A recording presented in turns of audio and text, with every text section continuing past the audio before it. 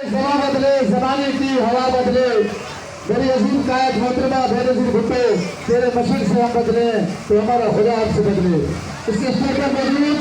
Pakistan peoples party का आवाम के leader, संघ का जनरल सेक्रेटरी जिला शर्की मोहतरम लाला अब्दुल खान साहब, स्टेज पर मौजूद चेयरमैन यूसुफ मोहतरम गुले सेक्रेटरी साहब, वाइस चेयरमैन गुरबाज साहब, चेयरमैन यूसुफ मोहतरम शमसाका खेल साहब, general counsellor ward 2 Govind Malik साहब, जनरल काउंसलर वार्ड 4 हबीबुल्लाह खशकरी साहब, यूसी2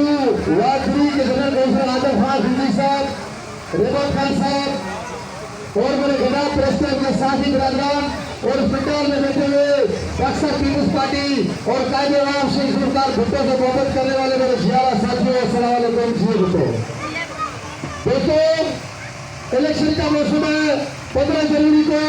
बुनियादी इलेक्शन होने जा रहे हैं, मैदान सजने जा रहा है, बहुत सारे तंगों में इलेक्शन में हिस्सा ले रहे हैं, मगर साहब पाकिस्तान पीपल्स पार्टी के कोई भी ग्राउंड में नजर नहीं आ रहा है। अगर आवाम के दरमियान इस वक्त भी मौजूद है तो पाकिस्तान पीपल्स पार्टी के